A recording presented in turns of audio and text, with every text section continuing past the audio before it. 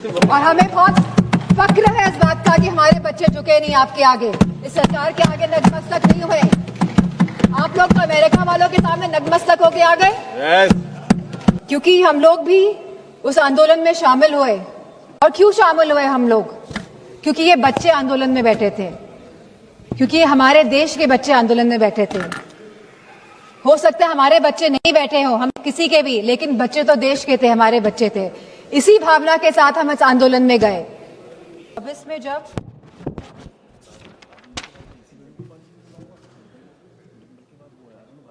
2024 में जब एनटीए द्वारा परीक्षाएं कराई गई तो ये देखा गया कि यूजीसी नीट कैंसिल हुआ एक दिन बाद जब उस परीक्षा करी गई।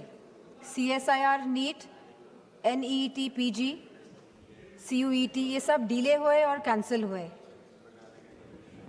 इसके बाद सीबीआई इन्वेस्टिगेशन बैठी और आज तक उस इन्वेस्टिगेशन का क्या परिणाम निकला है ये नहीं पता है।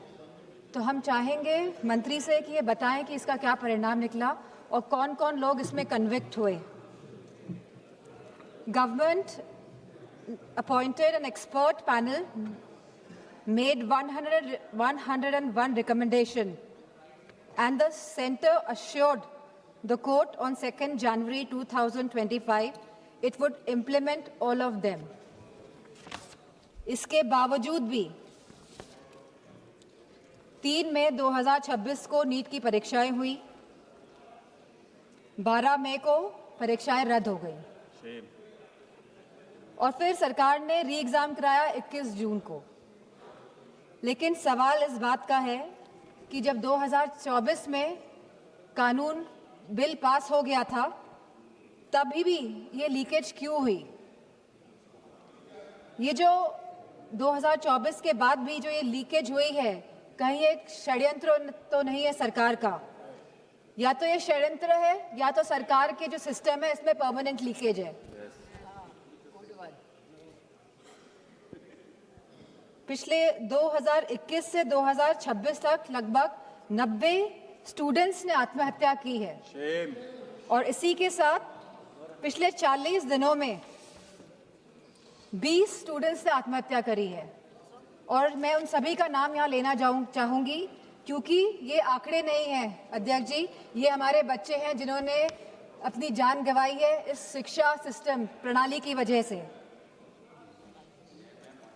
इनका नाम है चंचल भारती जी, जो ये अब हमारे बीच में नहीं रहे हैं बच्चे, ऋतिक मिश्रा जी, प्रदीप कुमार जी, आकांक्षा चतुर्वेदी जी, शेख सना जी, S Gopika ji, C Vidyanand ji, Simran, are रोशनी, सुशील ढांगे, सिद्धार्थ हेगड़े, अनु कीरथना, भाग्यश्री, अनिष्का पांडे, उमेश माली, रेनू मीना, रिया कुमारी थापा, शिवानी यादव, रीमा बेगम, मैथैली अशोक सोनावने। आज हम सब इसी के साथ सलाम करते हैं, सराहना करते हैं, प्रशंसा करते हैं हमारे युवाओं की, हमारे छात्रों की, हमारे जेनजी की, उनकी हौसले की, उनकी हिम्मत की, जो इस शासन से, इस प्रशासन से डरे नहीं, जिन्होंने मुकाबला किया अहंकारी सरकार के आगे। ये पूरा जंतर मंतर का जो आंदोलन है ये पिछले 1 महीने से ज्यादा से चल रहा था और बहुत ही शांतिपूर्ण तरीके से चल रहा था। हर स्टेट से बच्चे आ रहे थे, जा रहे थे। 16 तारीख को इसमें अनशन भी करा गया, लगभग 37 स्टूडेंट्स अनशन पे बैठे और इसी के साथ सोनम वांगचुक जी भी इस अनशन में बैठे। बहुत ही शांतिपूर्ण तरीके से पूरा आंदोलन चल रहा था। समाजवादी पार्टी को पूरा समर्थन था इस आंदोलन का और मैं कहना चाहूंगी कि हमारे सभी युवा समाजवादी पार्टी के सांसद इस आंदोलन में गए, शरीक होने गए और ये कोई पॉलिटिक्स करने नहीं गए थे। जितने भी हमारे युवा सांसद और जितने भी सांसद और एमएलए गए थे, क्योंकि हम साथ खड़े होना चाहते थे इस देश के युवा के लिए, उनके हक के लिए, उनके अधिकार के लिए। इसीलिए हम सब जंतर मंतर पहुंचे। 18 जून को मैं भी जंतर मंतर गई, वहां पे सोनम वांगचुक जी से मिली जो आंदोलन में बैठे थे, जो बिना कुछ खाए पिए, जहां उनको 16 दिन हो गए थे, अनशन पे बैठे हुए थे सभी बच्चे और सोनम वांगचुक जी। लेकिन 18 जुलाई को सरकार ने क्या किया?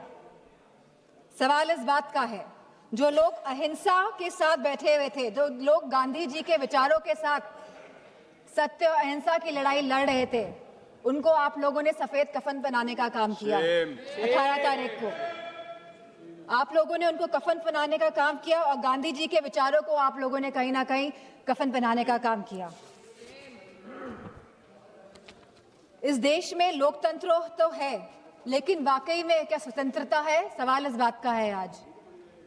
जिस तरह बच्चे आए 20 जुलाई को, और कहां से नहीं आए, हर प्रदेश से बच्चे आए, यूपी हो, बिहार हो, तमिलनाडु हो, आसपास के मध्य प्रदेश हो, सभी स्टेट से, बॉम्बे हो, सभी स्टेट से, सभी प्रदेशों से बच्चे आए, क्योंकि वो सब अपनी एकता दिखाना चाहते थे।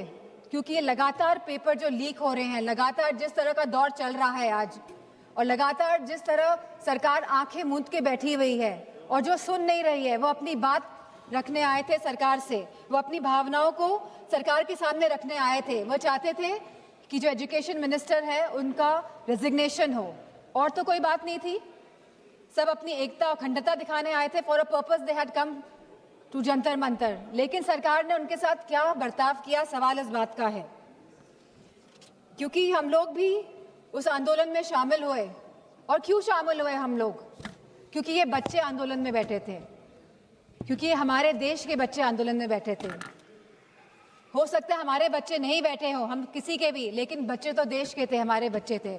इसी भावना के साथ हम इस आंदोलन में गए कि हमको साथ देना है, नहीं तो हम अपना मुंह कैसे दिखाएंगे? हमारी अंतरात्मा क्या जवाब देगी? और ये आत्मा की जवाब जो हम दूसरों को नहीं देना चाहते थे, हम खुद को हमको जवाब देना था। इसीलिए हम सब गए। लेकिन जो बर्बरता देखी गई सड़कों पे, उसका बयान नहीं किया जा सकता है। आपने बैरिकेडिंग लगा दी 100-100 मीटर पर, और बच्चों को आपने वहां पे ट्रैप कर दिया, और फिर वहां पे आपने लाठियां बजाई बच्चों पे, उनके सर फोड़े गए, बेटियों के कपड़े जानबूझ के फाड़े गए। ये सरकार जो बेटियों की बात करती है, आपने बेटियों के कपड़े फाड़े, आपने कील लगी वाले डंडों से बच्चों के सर फोड़े, वहां पे आपने पैलेट गन चलाई, आपने बिहार में AK-47 का प्रयोग किया। हम थे वहां पे, हमें पता है क्या स्थिति थी। किस फेयरलेसनेस के साथ, बिना डरे बच्चों ने सामना किया इस प्रशासन का, शासन का और सरकार का। बहुत बच्चे बेहोश हो गए, बहुत बच्चों के सर से खून निकल रहा था। They were feeling humiliated. I could feel their pain because I was there. और मैं समझती हूँ जितने भी लोगों ने, जितनी भी माताओं ने, और मैं समझती हूँ पुरुषों ने भी ये रील्स देखी है इंस्टाग्राम में, सोशल मीडिया के माध्यम से, जो भारतीय जनता पार्टी के लोग छुपा नहीं पाए अपनी गोदी मीडिया द्वारा। तो सबका दिल कहीं ना कहीं आहत हुआ। सबको चोट पहुंचाने का काम भारतीय जनता पार्टी की सरकार ने किया है इस आंदोलन को लेके। और जिस तरह से बेटियां इस ट्रॉमा से गुजरी हैं, वो बोल नहीं पा रही थी ठीक से, वो सांस नहीं ले पाई थी ठीक से। जिस तरह से आपने छातियों पे बच्चों का वार किया है, मैं समझती हूँ कहीं ना कहीं आप सबके आगे तो आएगा ही है, कोई भूलने वाला है नहीं। यहाँ पे लोग इमरजेंसी की बात करते हैं, 50 साल पहले इमरजेंसी लगी थी और आज भी इमरजेंसी की बात होती है। लेकिन इमरजेंसी अगर वाकई में आप लोगों को देखनी थी तो आप आते हो सड़कों में देखते कि इमरजेंसी क्या होती है। जहाँ बच्चे खून पसीना बहा रहे थे सड़कों पे, वहां पे आप सब लोग बहुत ही महफूज तरीके से बैठे हुए थे संसद के अंदर। और यहाँ पे बहुत सारे सांसद जो पता नहीं क्या क्या बयान दे रहे हैं बच्चों के लिए, अभद्र भाषा का प्रयोग कर रहे हैं। और साथ में एक सांसद तो आए थे, कह रहे थे कि बहुत ही अराजक तत्व थे। क्या आप हमारे बच्चों को अब अराजक तत्व कहेंगे?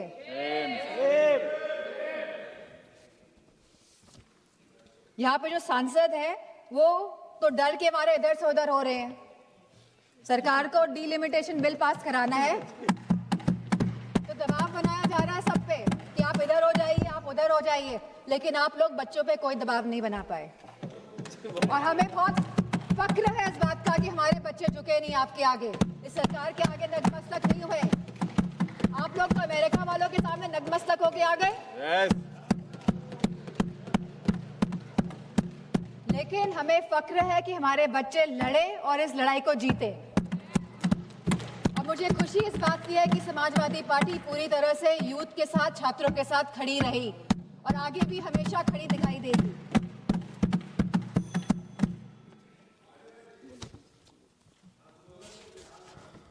अगर कोई रूल्स और रेगुलेशंस लाने ही है तो ये जो सांसद लोग इधर से संसद के अंदर जो सांसद लोग चाहे लोकसभा और राज्यसभा और इधर से उधर भटक रहे हैं, इसके लिए कोई रूल लेकर आइए, क्योंकि कहीं ना कहीं ये लोकतंत्र को क्षति पहुंचाने का काम कर रहे हैं।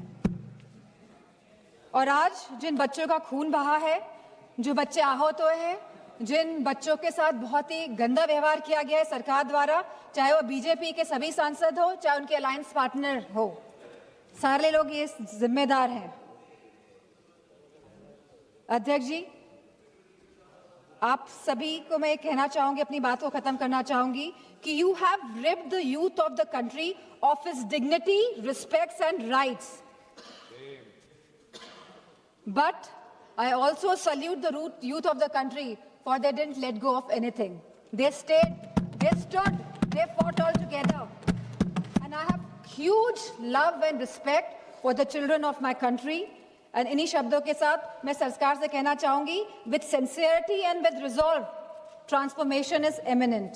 आप रोक नहीं सकते हैं ट्रांसफॉर्मेशन को, अगर आपके अंदर सिंसियरिटी है और अगर आपके अंदर एक रेजोल्यूशन है। लेकिन आपके अंदर क्या है ये तो आप ही जानते हैं। मैं चाहूंगी कि होम मिनिस्टर आके जवाब दे, जो हमारे बच्चों के साथ बर्बरता की गई। आज आप भारत को डेमोक्रेटिक कंट्री कहते हैं, लेकिन जिस तरह आपने मारा, पीटा और आज भी आप चिन्हित करने का काम कर रहे हैं, तो मैं चाहूंगी कि होम मिनिस्टर आए और इस बात का जवाब दे कि आखिरकार दिल्ली की सड़कों में इतने बड़े आंदोलन में जहां सभी बच्चे थे, निहत्थे थे, अहिंसा के भाव के साथ आए थे, बिना किसी अस्त्र और शस्त्र के, आप लोगों ने इतना हिंसा का प्रयोग क्यों किया। इसी के साथ मैं अपनी बात को समाप्त करती हूं।